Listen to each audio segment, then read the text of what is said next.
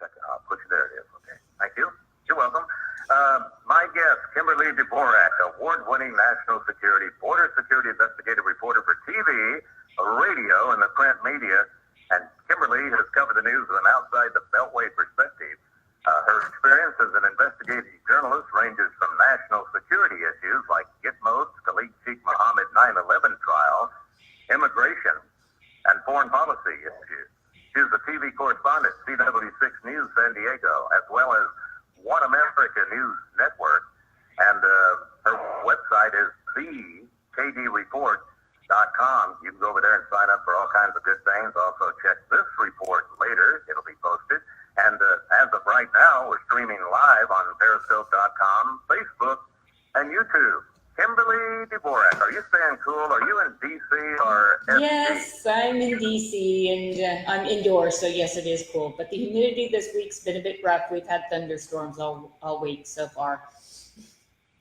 Oh, so you, when you need your shower, you just go out the door? That's a plus, yeah. No. By the way, I feel like where this is going. Yeah, SD for you billions of new listeners, that's as in San Diego, which plays an important part in one of these stories. We sort of got a two-part here. Drug mules still cross the U.S. border. Where's the wall? And then this illicit drug business turning deadly for Americans, and that's really taking place. Yeah. The cameras you're talking about showing what's going on, the hanky-panky, Yeah. that was in Arizona, right? Yeah, that was where the Border Patrol agent was shot back in June. And that was in southwestern Arizona, where apparently the border fence still is not built and it's easy for smugglers to cross the border. And they're continuing to do so as I have, the folks over at Secure Borders. They give me their latest feeds coming out of live cameras that they put down there along the border. Wow. And this is like, I'm not sure the pronunciation, but Arivaca, Arizona? Arivaca, yeah. Well, Arivaca, all right. Yeah, it was actually Arivaca was at the center, and actually the open borders people were successful in shutting down the Arivaca Border Patrol. They had like a Border Patrol substation there, because that's like where the majority of the drugs come through. When they go through Arizona, they come up through this area, and so now that they've closed down that Border Patrol station, it's just made it a lot easier for these drug smugglers. And I encourage my people that are listening or watching to go to my YouTube page and go look at that footage. And these are not people coming here for a better life. These are people in camouflage. They're tracking drugs. They're obviously, this Border Patrol agent almost lost his life. And, it's just something that if once you see the footage, you really can't get around what's going on down there in the border. And heavily armed too, because boy, I'm telling you, you don't want to go up against them for sure. Yeah, and help on both sides of the border, because they're actually they're crossing the border and they're picking up supplies that are, water bottles and things like that once they cross the border. So clearly they have somebody located nearby that's giving them supplies so they can continue with their truck. And you know what it is, I guess, for the listener, and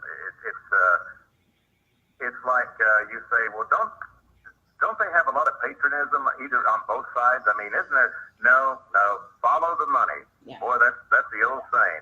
And all of a sudden you throw out human lives out the window.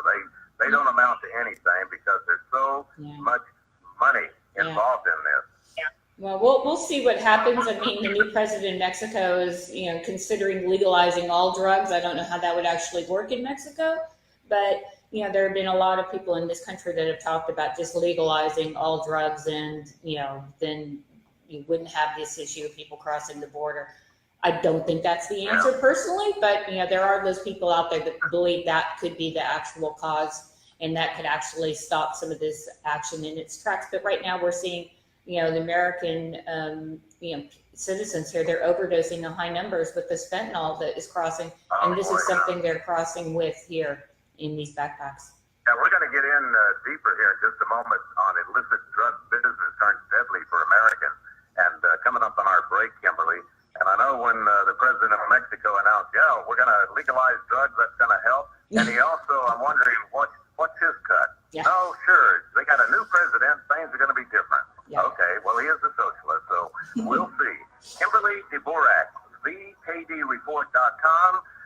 She's streaming live, Periscope.com, Facebook, and YouTube. Send in your questions.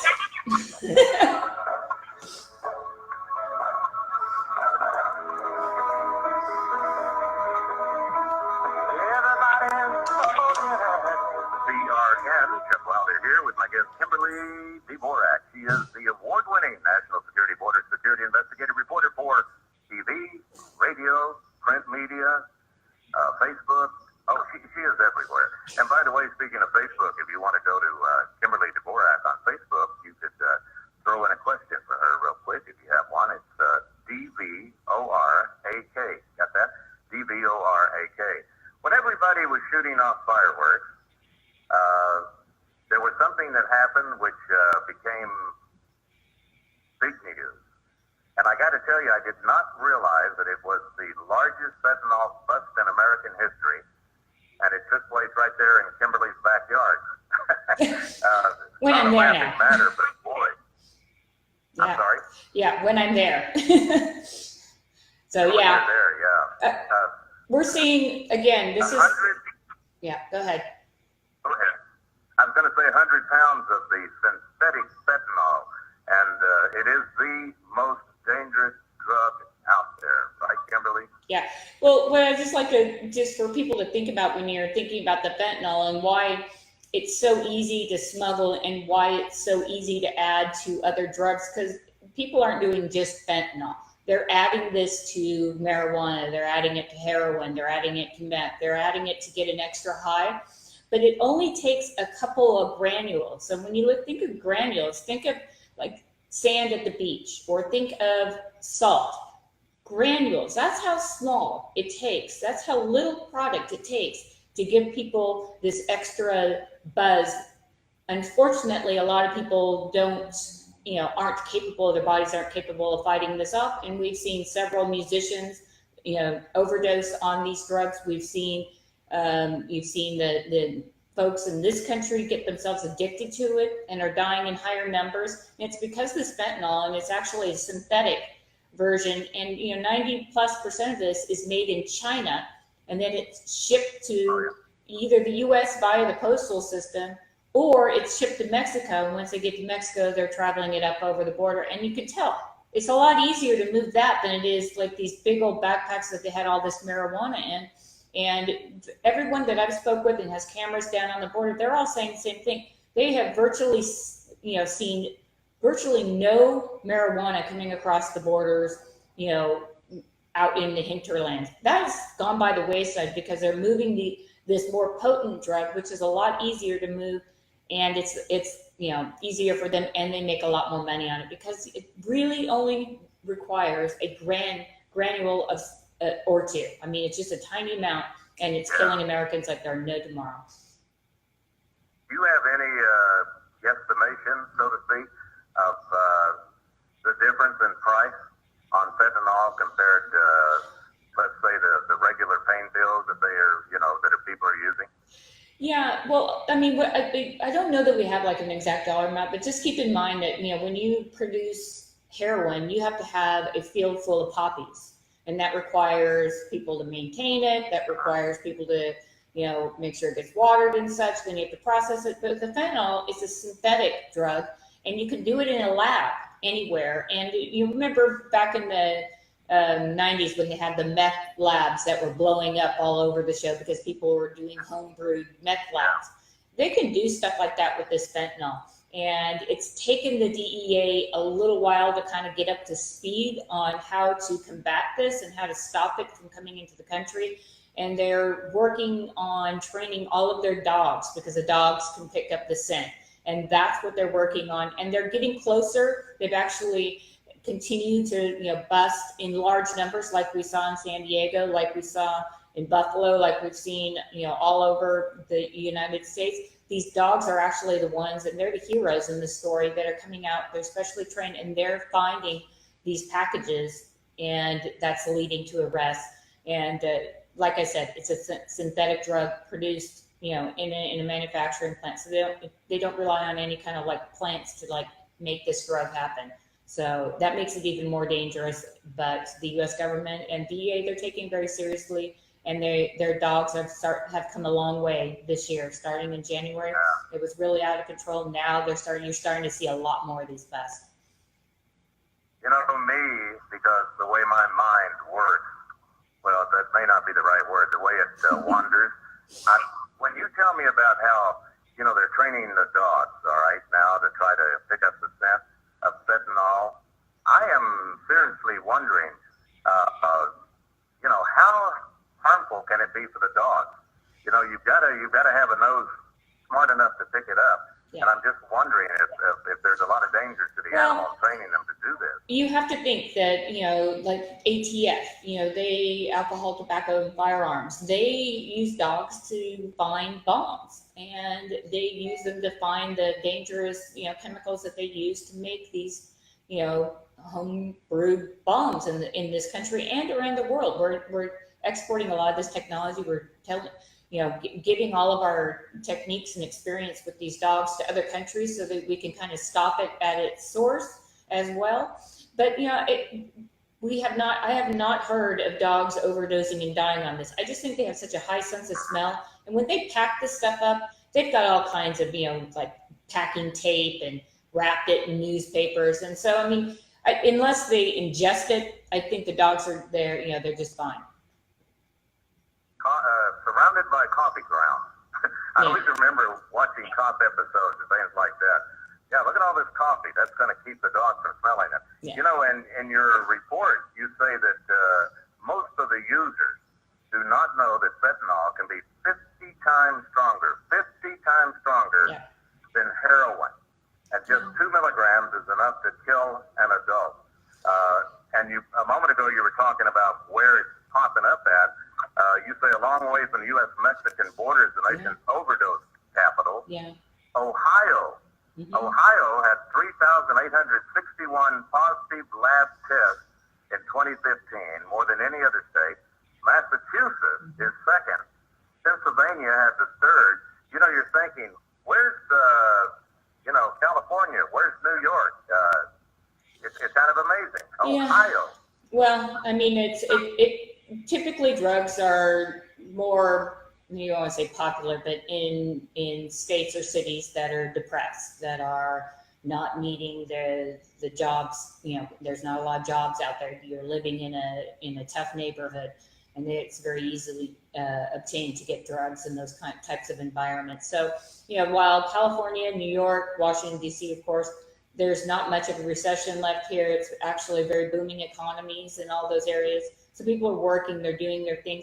But what you're seeing is typical when you come out of recession type thing. It's the states like the Ohios and the Indianas and the Pennsylvanias that come out of the recessions last. So those states, I would probably attribute some of it to that.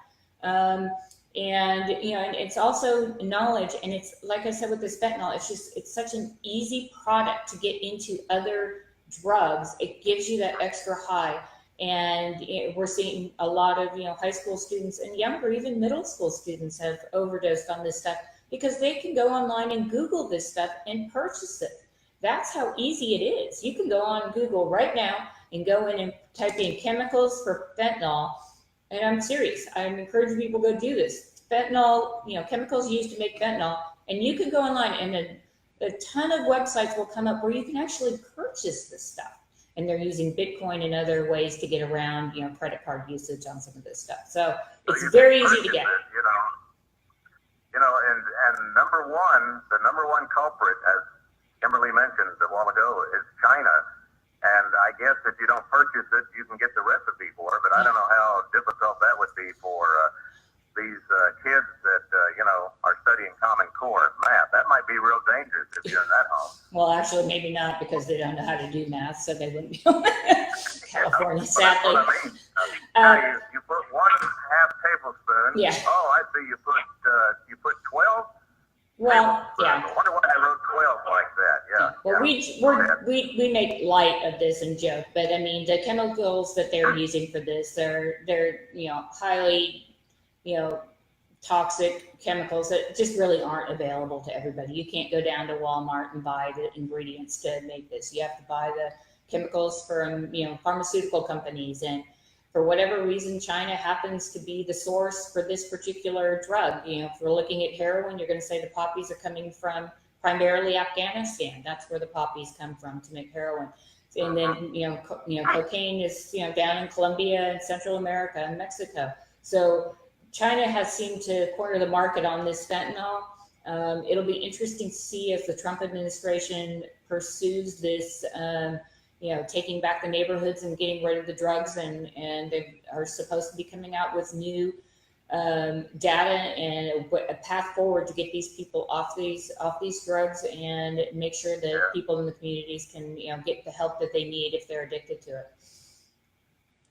Well, and the thing is, listener, you have to realize that fentanyl is it is used. I mean, it has a very important use, and it's for, as you say, typically used to treat patients with severe pain or to manage pain after surgery. Now, there are things, they use, but fentanyl seems to be the cure-all.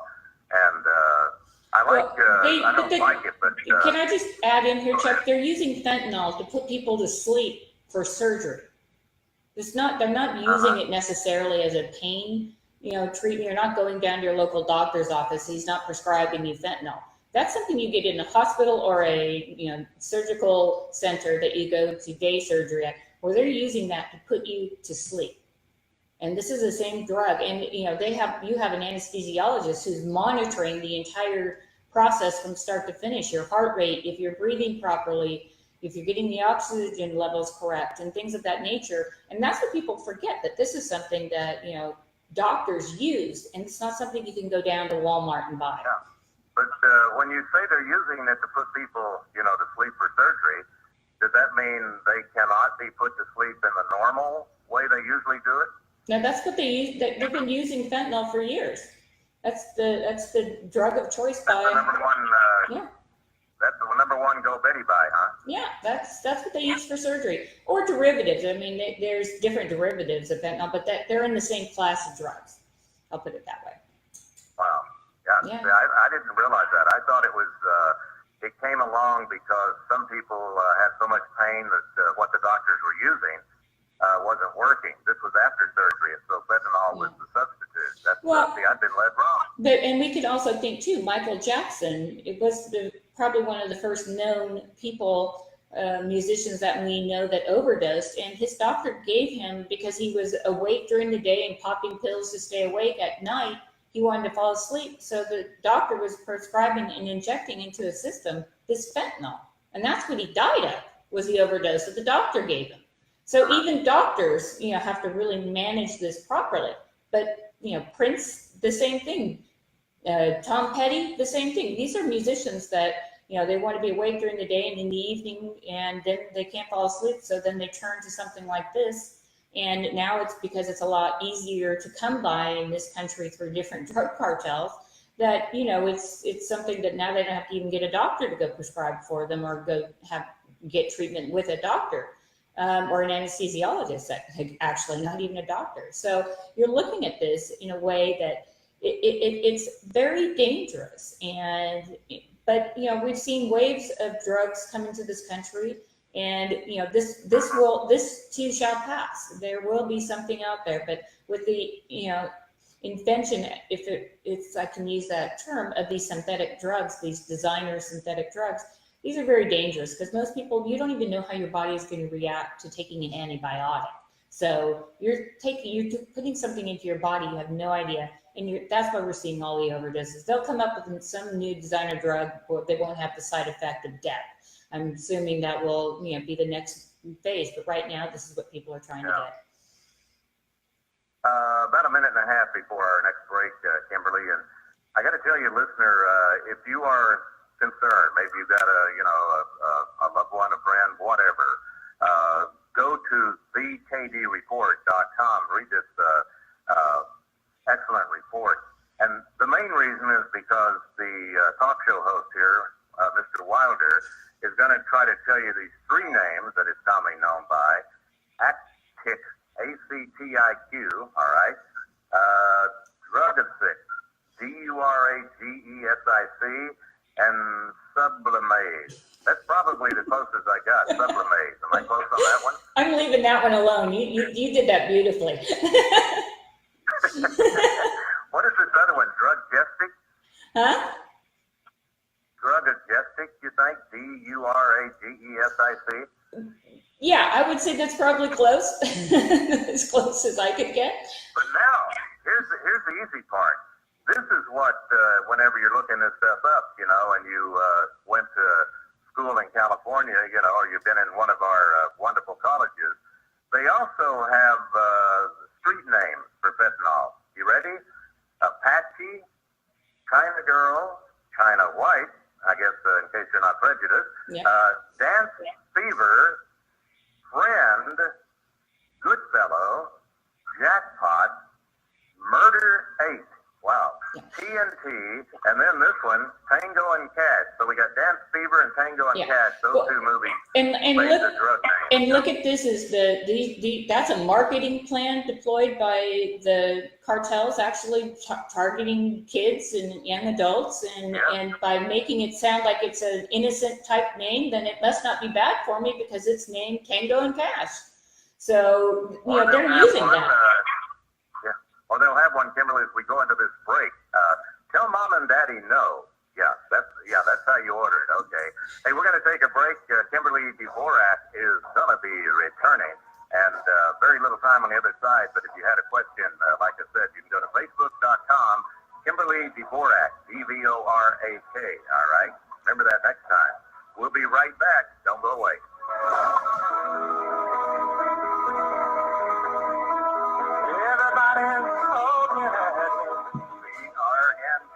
Here with my guest, Kimberly Dvorak.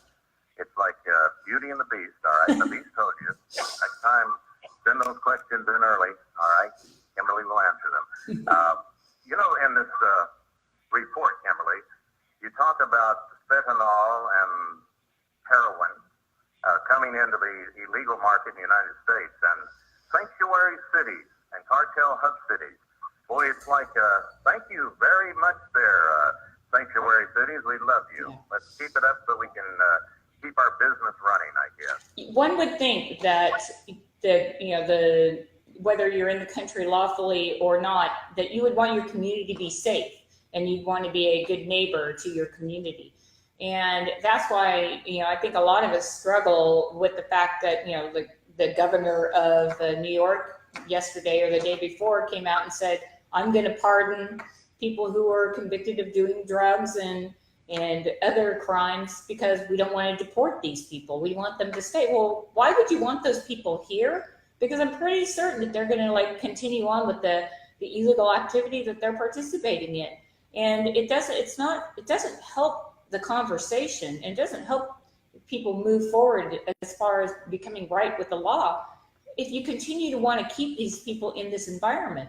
And I think this is where, President Trump, he's on good footage here, especially with this MS-13 business and being very violent and beheading people and taking the terrorist tactics to the streets in the United States of America. It's an easy argument. Who wants that person in this country? But you have liberals and you have a lot of the left saying, we can't deport these people. We can't do this. They're here for a better life. Well, if you're here for a better life, then you better live your life by the letter of the law while you're here. Otherwise, you shouldn't even be able to get in line at the end of the day. So I think they're here for a better life comes number 2 on the list. Yeah. And number 1, and especially when the leftists are thinking about it, they're here to do voter fraud and make sure you vote Democrat because we're the ones that let you out of prison. And we're the ones that want you to stay here, and don't worry about it. We'll take care of you. But you got to remember, it was the Democrats that did it all for you. Yeah. Well, remember all those driver's licenses in California. There were more driver's license handed out in the state of California this year than to regular Californians who are here lawfully. They actually saw the largest jump. And when you do that at the DMV, they automatically enroll you to vote. Doesn't mean that lawfully you can go vote, but these people look at it that way, and it makes it easier for them to go in and do it. Yeah. April 1st, that went into effect, and now say you can vote for the school board. They've got a big election coming up on Yeah. that. Might be this coming Monday, I'm not sure. But and and people say, well, my kids are going to school. We should have a say. Well, you can have a say once you become a citizen of the United States of America. You just couldn't wait to get here, could you? But well, what about the people waiting in line?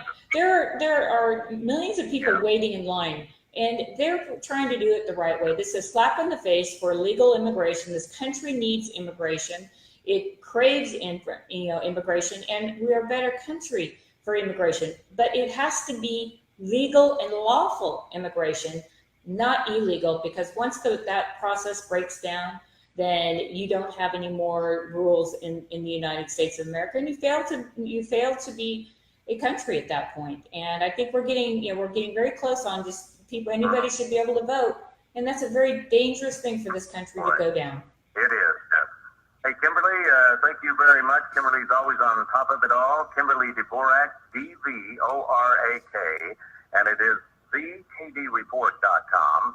And YouTube, Facebook, Periscope.com. Check her out. We'll be doing it next week, Kimberly. All right. So thank you very much. Cheers. All righty.